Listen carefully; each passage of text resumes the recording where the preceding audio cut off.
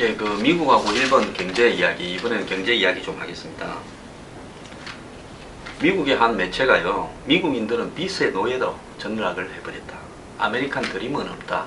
이렇게 하는 글을 갖다가 발표를 했는데요.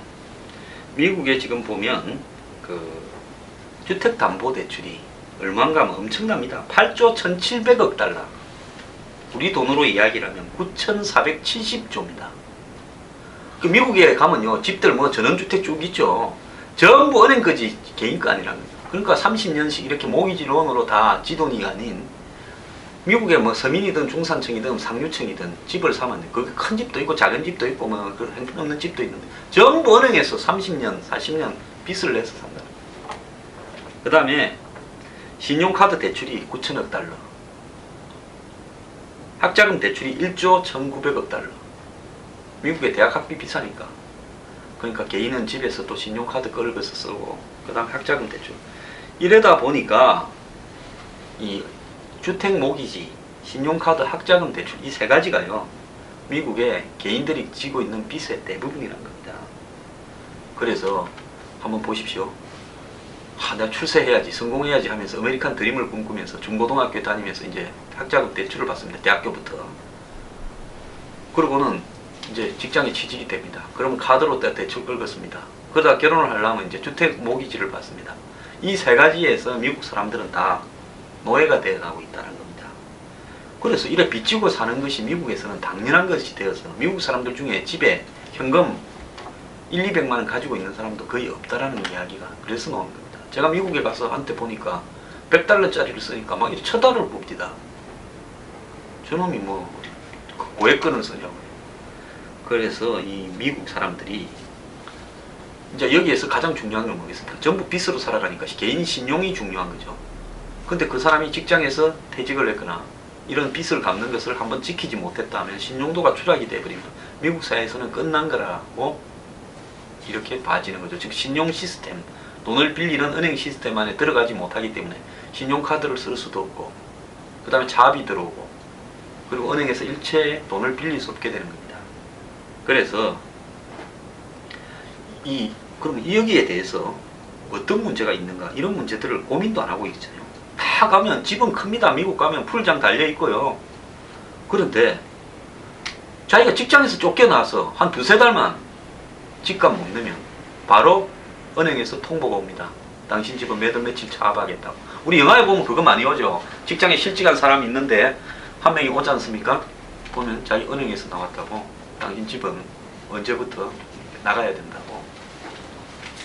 그렇고, 그 다음에 이건 실직하거나 몸이 아프게 되면 의료보험이 끊깁니다. 실직을 하면. 그러면서 의료비용도 청구서가, 미국은 병원이 의료보험 없으면 어마어마하게 나오죠.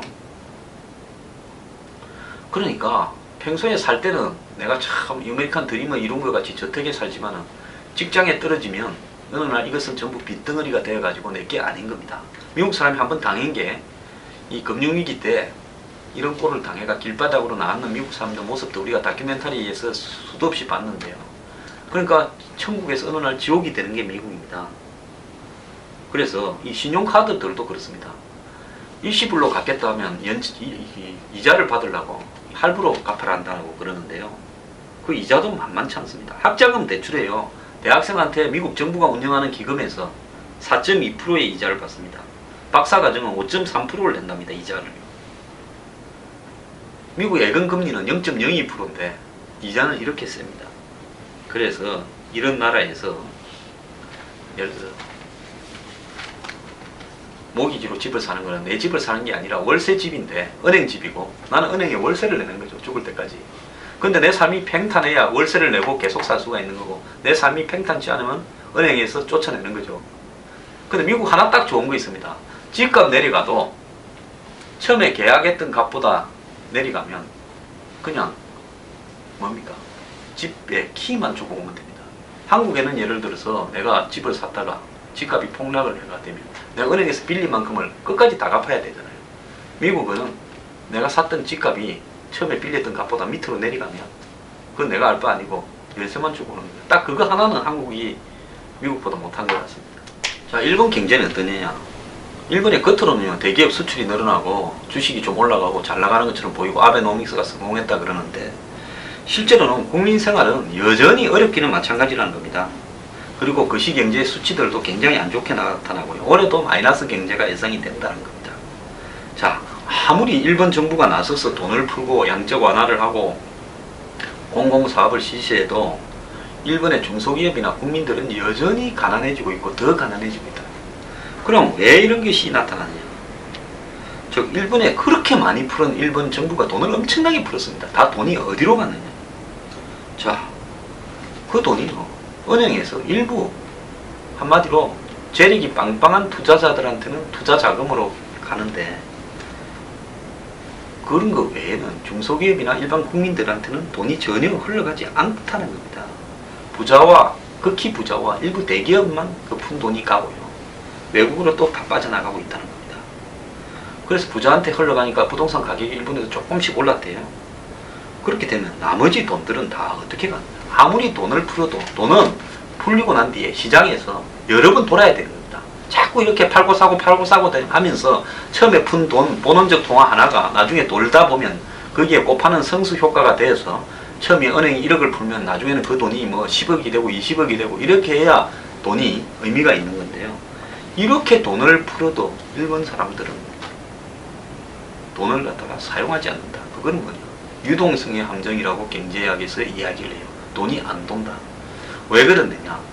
일본 사람들은요, 91년에 이 부동산 버블이 꺼지면서 기업이고 중소기업이고 대기업이고 그 다음에 국민들이고 할 것 없이 은행에 엄청나게 돈이 물렸습니다. 그때 일본 사람들이 느낀 게 뭔가 하면 이거 잘못하다가 빚 잘못 쓰다가는 죽는구나 해서 전부 그냥 돈이 생기는 대로 아끼고 아껴가지고 은행에 빚을 다 갚았어요. 그때 일본 사람들의 트라우마가 뭔가 하면 절대로 돈은 함부로 쓰는 게 아니다. 이렇게 되거든요. 그래서 부채 축소 사회라고 하는 거 아닙니까? 일본 사람들이 가지고 있는 모토가 빚을 줄인다. 그러다 보니까 일본에는 돈이 안 들고 그래서 유동성이 함정에 빠져가지고 경제가 점점 축소되고 소비가 축소되고 미국은 빚을 내가지고 사라고 해서 빚이 점점 늘어나서 문제고 참 미국과 일본 보면요 상반된 문제가 다들 국민들을 괴롭게 하는 것 같습니다.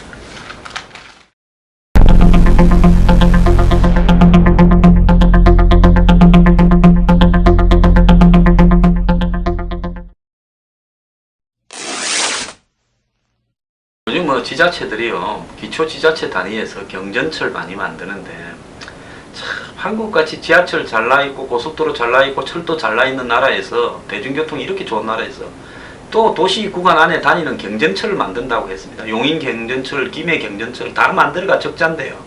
이번에 이제 이 의정부 경전철 이거 처음에 공사할 때부터 난리더니만 결국 이 경전철이요 수요 예측 잘못해가 누적 적자를 3년 6개월 동안 쌓인 게 엄청나서 사업 시행자 처음에 이건 민자 유치회가 했는데 사업 시행자가 도산해 버려가지고 운영이 중단되어서 이제 빚을 전부 의정부시가 안아야 될 상황이다. 그 의정부가 아는들 뭔 뾰족한 방법이 있겠습니까?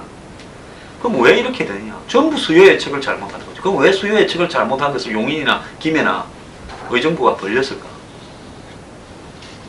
쥐가 지자체 단체장으로 있을 때 이런 공사판 벌려서 떡고물이라도 좀 떨어지는가 해서 한 거 아니겠습니까? 용인에도요 경쟁철에서 얼마나 문제가 많았습니까? 그래가지고요 실제로 10,000명밖에 안 타는 걸 하루에 10만 명 타니 이렇게 엉터리로 수요 예측시키고 그거 조사하는 놈들은 돈 몇 푼 던져주면 맞춰서 그냥 시험 답안지 모양 딱 정해주고 해주지 않습니까? 그러면 그걸 갖다가 또 승인해주고 위에 기관들은요 그렇게 해가지고 민자 유치해서 이런 거 만들어 놓고 나중에 나자빠지면 전부 또 지자체가 안아서 정부가 물어줘야 되는 이런 형태로 가는 이런 짓거리 진짜 그만하고요. 저는 중앙정부하고 우리 대통령이 이제 경전철은 전국에 어디서도 못 만든다고 해야 되고요. 이런 시설 투자를 감당도 못하는 조그만 지자체들이 벌리는 행동에 대해서는 전부 감사를 실시해야 된다고 봅니다.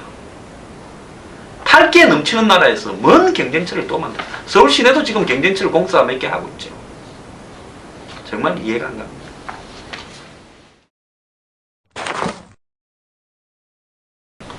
대부 업체들이요 이자를 34.9%로 인하했는데 인하한 지 1년 6개월이 지났는데 57만 명이 35% 넘는 이자를 내고 있고요.